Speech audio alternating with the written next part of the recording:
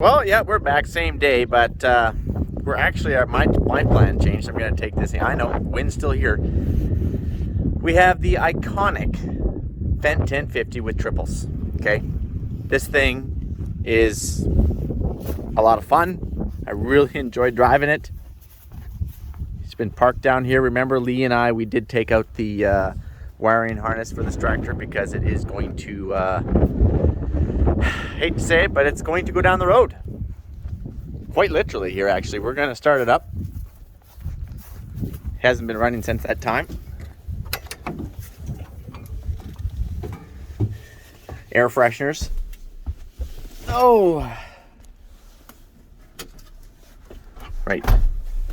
Turn on the power first.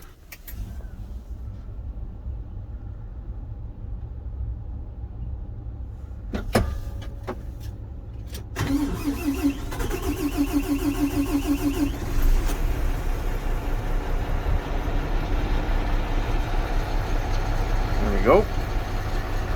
But before we do, we got to put a little bit of def in here. There's only like one green bar, so that's not enough, and we might have to top up our fuel.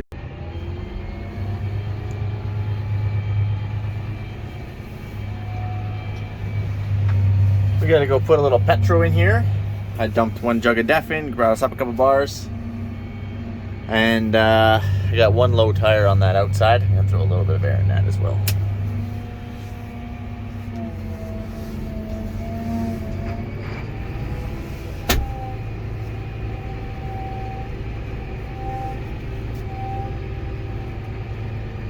Man, does that Trident have a freaking huge tank.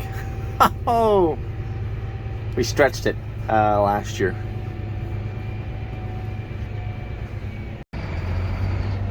Just coming up to the fuel tanks. Kind of congested around here.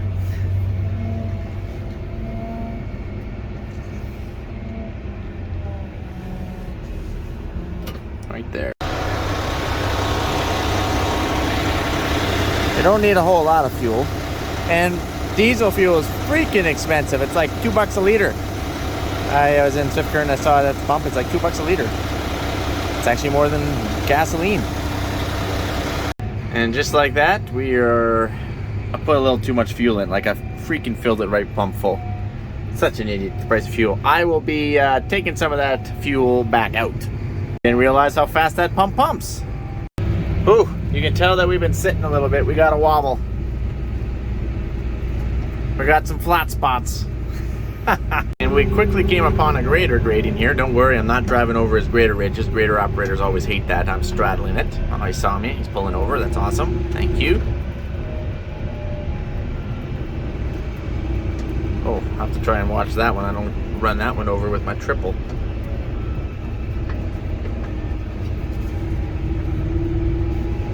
Oh, might just about be on it there. There we go. And then just tap the cruise. I love that. And it instantly is going to take us right back up to our current speed.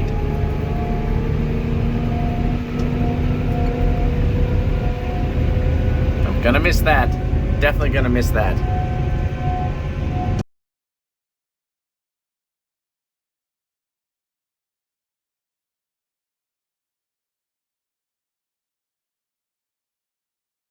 Let's get to some of your guys' questions because I know you guys have some. Mike, how wide are you with those triples? I am 21 feet 6 inches, pretty much exactly. So I'm 21.6 wide. Another question would be like, are the triples really necessary or are they just incredible overkill? Well, it depends on the circumstances and depends on the soil in which we're drilling into. So in dry ground, yeah, they're not needed. They're only needed in wet ground. So if you could pull something at a consistent speed at 4.8 miles an hour, oh heck, that's too fast. Let's go down to 4.5 miles an hour. I know, right? 0.3. 4.5 miles an hour. If you could hold that, then the triples wouldn't be needed, right? But we do know that the 1050 does lack a lot of jam, all right? It lacks a lot of peanut butter and jam. So it just gets eaten up in this transmission is what I have pretty much come to the conclusion to, because it's rated at 517 peak horsepower, I do believe, but it pulls like it's got like 460. So with that being said, when I'm starting to climb a hill, like there's no gears, right? So it's just gonna slow down, slow down, slow down, slow down. You might go down to 1.8 miles per hour climbing a hill, and I don't care what you have at 1.8 miles an hour. You got quite a bit of power on there, and you're going to go from horsepower limitation down to traction limitation. So in my experience, when we're pulling that 68-foot Borgo with a 950 bushel cart back there, full of grain and fertilizer, on the flats, don't need them. When I'm going around sloughs is when I needed them. Obviously, there's no sloughs this year and there's no sloughs last year. That's kind of pain in the butt take them on and off. And then when you're climbing hills and it reduces your speed, it's going to come down to traction. So pulling the drill with my duals on, I have spun myself completely right out and dug myself into holes climbing a hill with that drill. And then I actually had to back my way back down. With the triples on, I didn't have that trouble. So yes, they're needed in some circumstances, but no, they're not needed all the time. So that's kind of the down low on that. That being said, though, your flotation with these puppies is incredible. Like it rides like a Cadillac. The 1050 is definitely the smoothest tractor that I've ever driven. It's very smooth.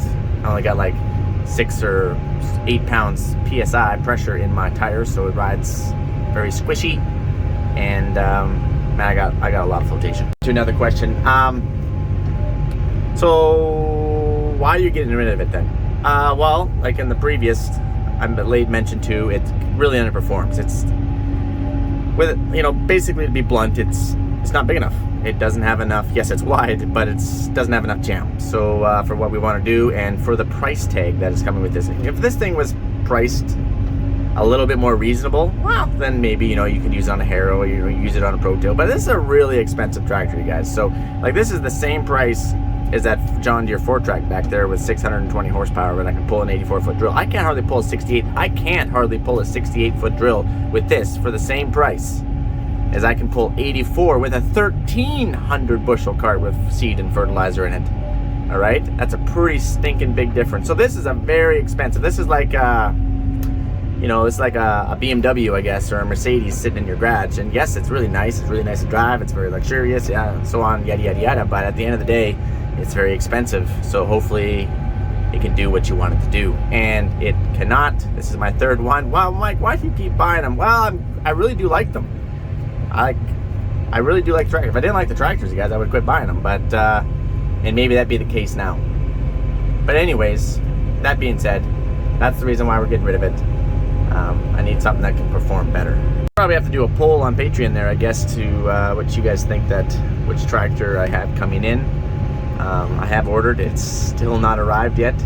It's supposed to be here before seeding, so that is a Pro. Mike, could you just keep this tractor around just for the Pro Tail and just for the Harrow? Like, you got to do Pro Tail and you got to do harrowing and stuff like that. Couldn't you just keep it for that? Shoot, there's a bridge coming up. Shoot, I don't remember. Did I go through this way with this triple? I can't remember now. Maybe I did.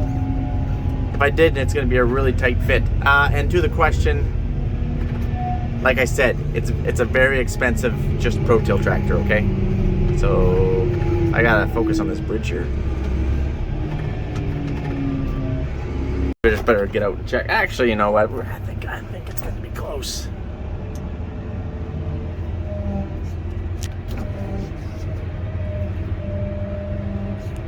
Oh yeah, we got at least 6 inches on each side. Keep it in the center though, Mike. Keep it in the center, buddy.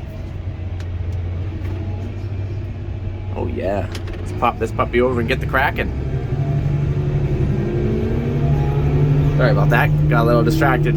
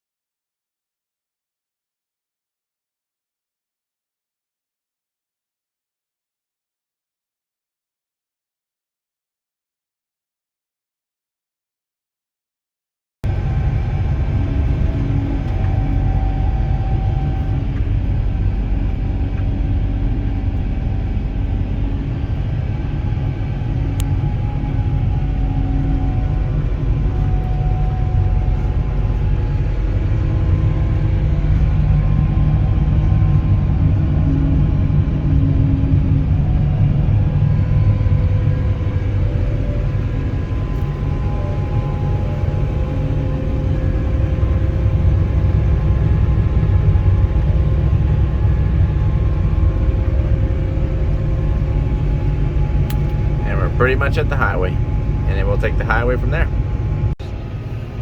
All right.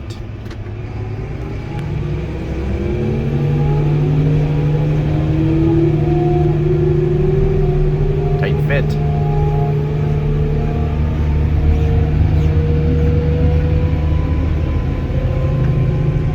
So we got about 100 miles to go, so not very far. Take us a couple hours and we'll be there.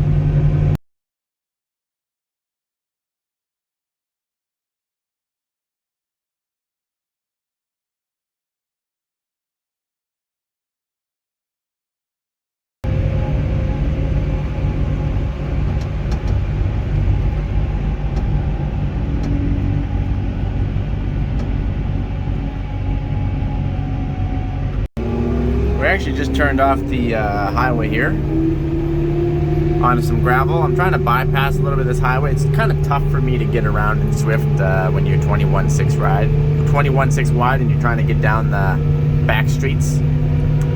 You got all these cars parked there and it's a bit of a problem. So I'm going to come in from a different direction. So I'm actually going to do some detouring here. It's probably going to cost me an extra half an hour. But I really don't want to hit Swift at 5 p.m. because, well, it'll be really busy and yeah, just don't feel like having any issues, to be quite honest with you. So you pretty much get the idea. I think I answered most of your questions. And I guess if you have more questions, and then text them in the comment section. And I will try and take a peek at you and try and answer some of your questions, as I always try to do. But anyways, I'm going to let you go. You guys have seen enough roading videos now to last your lifetime, I'm pretty sure. So I'll keep you informed. I'll keep you updated of what's going on, what we're doing. As you know, we're pulling drills out at the South Farm. We are working on that. We're probably realistically a week or two away from seeding. It's April 1st today. I think I said that. I do believe, unless Google Photos has led me astray, we started seeding April 7th last year, okay? So, but this year, though we could pretty much go right now, we could. But it's really not looking like it's going to rain, so if it doesn't really rain, I guess it doesn't really matter at the end of the day, so we might just hold off a little bit longer. Mike, can you put it into dry ground? Well, absolutely. Obviously, it's not going to do nothing until it rains, right? But you never know. Maybe it starts raining May 7th or May 8th or May 9th or June 1st. Who knows? And then it just doesn't shut off. So you always want to plant. You always, always, always want to plant. Now, given you got to try and take everything with... hold on, there's a semi coming here. I'm going to pull into this approach.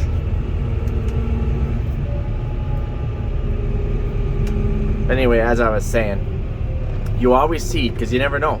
The tap could turn on and not shut off, and we could have a 50, 60, 70 bushel freaking crop for all we know coming. We have no idea.